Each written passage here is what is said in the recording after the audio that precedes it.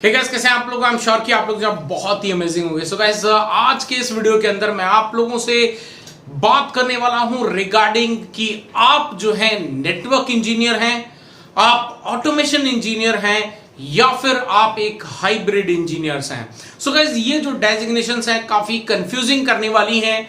तो डेफिनेटली आज के इस वीडियो के अंदर मैं यही सारे डिटेल जो है आप लोगों के पास एक्सप्लेन करने आया हूं।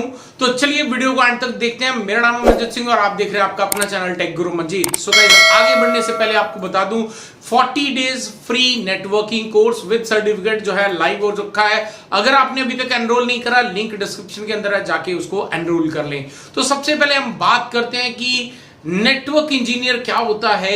सेकंड हम बात करेंगे कि नेटवर्क ऑटोमेशन इंजीनियर क्या होता है, और तीसरी हम यहां पे बात करने वाले हैं हाइब्रिड इंजीनियर जो है वो क्या होता है। सो गाइस, सबसे पहले हम बात करते हैं नेटवर्क इंजीनियर की। तो आई एम श्योर कि नेटवर्क इंजीनियर जो है एक ऐसा पर्सन होता है जो नेटवर्किंग को पूरा कॉन्फ़िगर करता है, पूरा रेडी करता है। उसके लिए आपको जो नॉलेज की रिक्वायरमेंट की बात करें तो आपके पास में अगर सीसीएनए भी किया हुआ है तो डेफिनेटली आप एक नेटवर्क इंजीनियर हैं, राइट। लेकिन जैसे जैसे टेक्नोलॉजी चेंज होती जा रही है वैसे वैसे हमारा जो रिक्वायरमेंट्स है वो भी चेंज होते जा रहा है। तो यहां पर जो ट्रेडिशनली यानी कि डिवाइस को आप डायरेक्टली या तो रिमोटली एक्सेस करके, जब हम उसके अंदर कॉन्फ़िगरेशंस करके, राउटिंग प्रोटोकॉल का इस्तेमाल करके या और कुछ प्रोटोकॉल्स का इस्तेमाल करके जब डेटा को ओवर दी नेटवर्क कम्युनिकेशन करवाते हैं, ट्रांसमिट करवाते हैं, तो ऐसे इंजीनियर को हम लोग नेटवर्क इंजीनियर कहते हैं।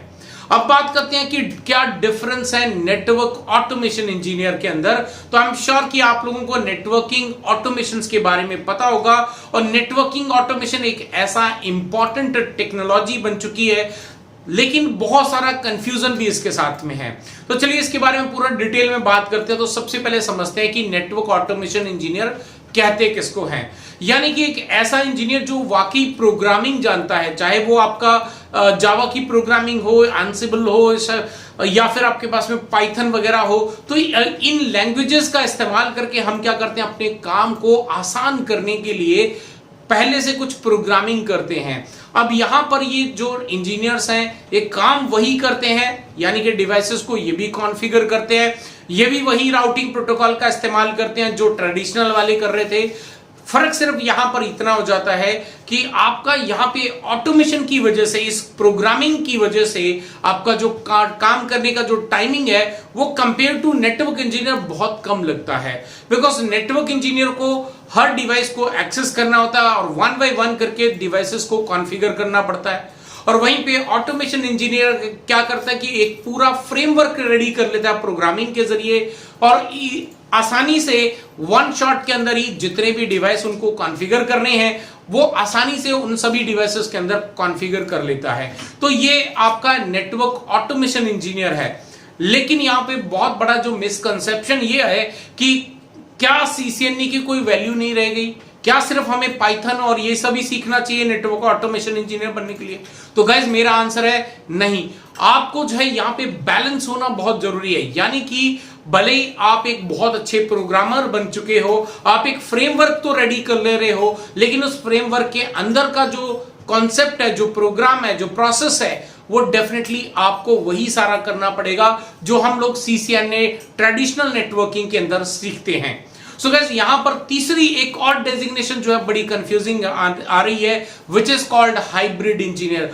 बहुत सारी वेबसाइट्स पे आप लोग देखते होंगे कि अभी जो है कंपनीज, बहुत सारी जो मल्टीनेशनल बड़ी कंपनीज हैं, वो वहां पे अपनी पोस्ट निकालते वक्त जो है वो यहां पे बिल्कुल स्पेसिफाई करते हैं कि we need a hybrid engineer. And what is hybrid engineer, यानी कि वो चाहते हैं कि उनके पास में एक ऐसा नेटवर्क इंजीनियर चाहिए जिसको दोनों ही टेक्नोलॉजी के साथ में काम करना आता हो, यानी कि वो ऑटोमेशन का भी काम करना जानते हो और साथ ही साथ उनको ट्रेडिशनल का भी नॉलेज हो।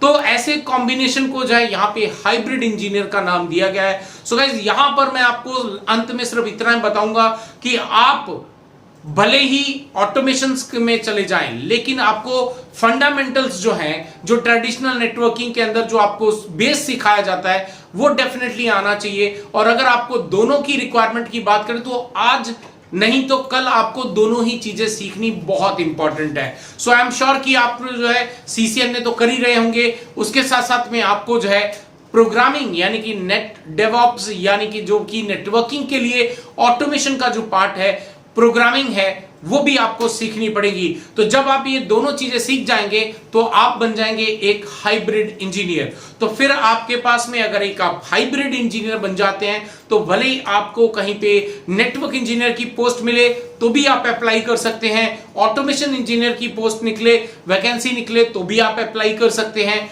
या फिर हाइब्रिड इंजीनियर की वैकेंसी निकले वहां पर भी आप एलिजिबल हैं उसको जॉब के अप्लाई करने के लिए। सो गाइस आई होप कि ये जो आपका तीनों में बहुत बड़ा कंफ्यूजन हो रहा है तो वो आप लोगों को यहाँ पे क्लियर हुआ होगा।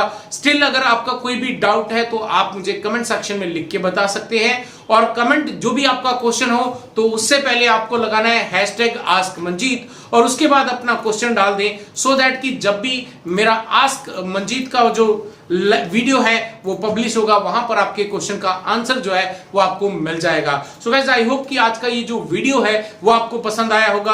अगर पसंद आया तो लाइक करें, शेयर करें, और जिन्होंने अभी तक चैनल को सब्सक्राइब नहीं करा है, नए हैं मेरे चैनल पे, उनसे रिक्वेस्ट करूंगा चैनल को सब्सक्राइब कर लें, साथ ही साथ बेल का आइकन दबा दें ताकि आने वाले वीडियो के नोटिफिकेशन आपको मिल सके। फिर मिलता हूं एक और अमेजिंग वीडियो के साथ। Till then stay safe, good bye.